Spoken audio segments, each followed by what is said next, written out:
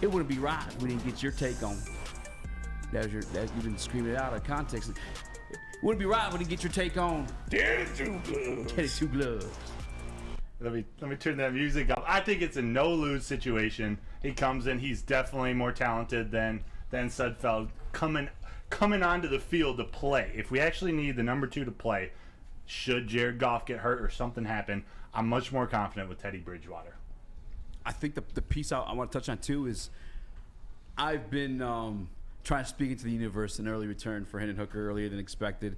But to be honest, there is no rush for that because he is ultimately in the backup spot as long as Jared Goff is there. And I think this confirmation for myself and maybe others who felt crazy as me that maybe stays on that non-football injury list all season. Think so? I think it's a possibility. It is a possibility for sure. There's no rush to bring him back. No, there's no rush. They don't need him this year. Chris? For me, I wonder, and I've seen some people in the chat bring that up too. How do you think Teddy's impact from a developmental standpoint, from a mentorship standpoint, affects Hendon Hooker and his ability to learn from another quarterback who's just a different perspective than Jared Goff? That's actually a great question because I don't think we've ever seen Jared Goff in that mentor role. Like I think correct me if I'm wrong, probably would have been like his first year in that role with another quarterback, and also alongside like a contract year next year for him. We also had the comments of Ryan Tannehill from last year, like it's not my job to teach this guy because ultimately it is a competition for the same position. I think Brett Favre treated Aaron Rodgers with that same respect when he came into the league. So it could have been like an iffy situation for Jared Goff to kind of mentor Hendon Hooker to like take a spot because he's trying to get paid at the end of the day. So I think from that aspect, that's a great point to bring up, Chris. I think it's awesome for Teddy Bridgewater to be in here because he's only here for 1 year. He's a guy that's also been in multiple positions from everything outside of the Super Bowl he's been in. He's been in the playoff games. He's been in winning situations. He's been in bad situations. He's been in a backup situation for multiple different teams too. So I think that's a great guy to have in that locker room for Hendon Hooker because even if Hendon Hooker isn't what we hope he is, and I say hope because I think he could be a starting quarterback in this league, or at least I hope that he could be a starting quarterback in this league, you at least have Teddy to relieve him or help him alongside of any role in the NFL because Teddy's been through it all. Yeah.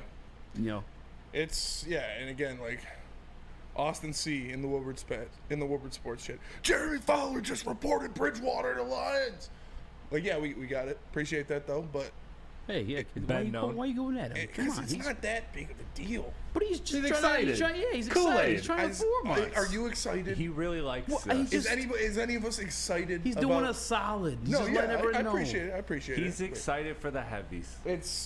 Nobody's excited about Teddy Bridgewater. No one gets excited about a backup quarterback being signed. Yeah. I don't know, man. They ate up that David Blau hype last year at camp. Last year, that's 2 years in a row now. We've had some controversy, but like, regardless of what we speculate, this does signal something. Like they sign him for a reason, and it likely is something positive. Whether it's they think they're a real contender and want to have this insurance policy, or it's they think Hendon Hooker is farther along, I'd say, than they may have planned, and they need that true mentor for him to get him ready for next season. Yeah, because you would say, Teddy is more athletic than Bridgewater and probably fits the mold of a Hendon Hooker too. So, I think this is all good things for the team, for Hendon Hooker, for everything. Like Chris said, you could point, or maybe Broder, I don't remember now, you all saying to me, Alabama 2023. I'm just kidding. But I think it's good for a mentorship. I think it could point to like them actually thinking, or not just thinking, believing they're competing for something this year. I'm curious what the pay is. Yeah, that's what I'm curious about now. That's where I want to see too, because we talked about the Lions potentially being a team at the trade deadline where they could make a move. So I'd love to see how much this affects their cap flexibility going forward, which I imagine it won't be a lot because it is a backup quarterback at the end of the day. Even if it is a 1 year kind of balloon pay, it still shouldn't take up all of the Lions' remaining cap space. I would be stunned if it takes. Steve Wilds in the Woodward Sports chat calling me a Debbie Downer. People saying they get excited. Like, sorry, I can't get excited for a signing of a guy who, in best case scenario, doesn't see the field for a snap. Like, if the best thing that can happen for the Lions this year is that Teddy Bridgewater does not see the field once. So, true. Like, is it better than Nate Sudfeld? Yeah, for sure. Do I expect to win if Teddy Bridgewater's in there? Yeah. No. It could be exciting for the people that were on like that line of contending and and thinking like they're one more year away, because maybe this is like the deciding factor for them. They're contending now. They make a big investment at the quarterback spot. They already had a perceived backup in Nate Sudfeld. But you and I, we've already seen them as like winning this year. Yeah.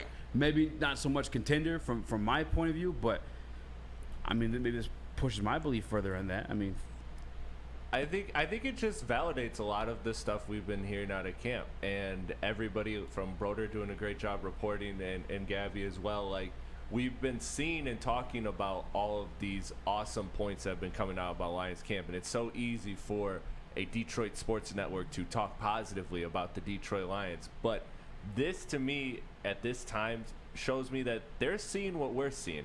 They're seeing that Jack Campbell really is that guy. They're seeing that Jahmyr Gibbs can come in and be an impact player right away. They're seeing that this team is getting healthy, and the revamped secondary is looking very promising. Like, to me, this looks like a team that sees their opportunity, and like I said, is maybe further along than they thought they were coming into March and April. I think that could be a piece of it too. I mean, you are finally getting to see these rookies in pads against, I mean, especially the defensive ones against an offense that was top 5 last year in the league. We got Neil Rule Jr. over here, and they knew what they had, man. This isn't them signing and being like, all right, Teddy Bridgewater is the missing piece for us to be a contender now. Like, I'm not saying no, it's not a missing piece. It's a contingency. It's just more validation. Do you, if Jared Goff goes out players. and Teddy Bridgewater is starting, do you expect to win? Yes. Go off, Broder. Yeah. Based Go on off, what? King. I think Teddy Bridgewater is smart enough and talented enough to come in and step into this offense. Why couldn't he do it in Miami then last year? I don't know. I didn't follow him or Miami or that offense, how it's run. I think this offense is set up for the quarterback to get the ball into the hands of the weapons in whatever way possible. That's what Miami was too. Miami. That's what. Yeah. Tua isn't the gunslinger ultimate quarterback out there. It's like I said. Is it an upgrade over Sudfeld? Yes. Do I have more confidence in him than I would Nate Sudfeld? Yes. So but do I expect him to win if he has to start a game? No, I do not. I just think the drop-off, I'm so confident in the Lions' offense. I think the drop-off now going to Bridgewater doesn't mean I have to worry about the game. I still pick the Lions over most of the teams on the schedule. If we had Sudfeld, I'd be nervous.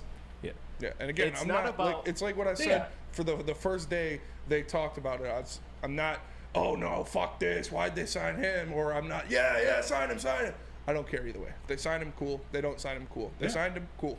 It's not about how good or bad Teddy Bridgewater is. It's, to me, it's more so them looking at having faith in the rest of the roster. And because, again, like you said, if Teddy Bridgewater is the perfect fit for the Lions and this Lions season is perfect, then guess what? He's not going to see the field, and he's not going to matter. He's going to be an afterthought. People are going to forget he's even on this roster. So it's not about Teddy Bridgewater being good or bad, Teddy Bridgewater winning you a game or not winning you a game. It's about more so the confidence that I believe they're expressing in the rest of the roster and the pieces around, and being like, okay, you know what? This gives us a slightly better chance than we would have given our current roster. If your starter goes down, you're not gonna win.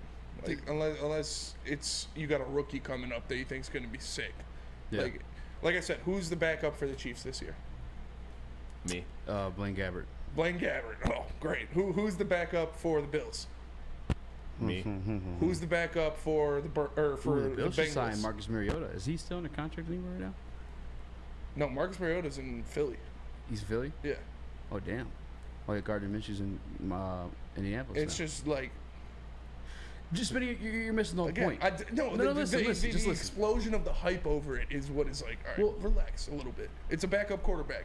Best case scenario, he doesn't touch the ball once. I think you're missing the point, man. They cut Jared Goff now. Yeah. You got Teddy Bridgewater on a super cheap deal. And now we're winning the Super Bowl with Teddy Tugalo. It's true. Yeah. We got the laugh track? Oh, yeah. Let's go. Cut Jared Goff's trade for T. Higgins and Aaron Donald. That's what I'm saying, baby. What you mean? You're missing it all. Yeah. No, I think I just want to positively in my head, probably because I'm a Detroit Lions fan, but also actually because I think it is another guy that's going to truly mentor a guy like Hendon Hooker in this league. Not that Jared Goff wouldn't, but it's a weird situation there. You know what I'm saying that they're kind of competing for each other. This year for Jared Goff his future's kind of contingent on it. It feels crazy to say it 2 years in a row now, but like after giving himself some leeway, he has to prove it again now because Hendon Hooker's on his heels. Hendon Hooker heels. That was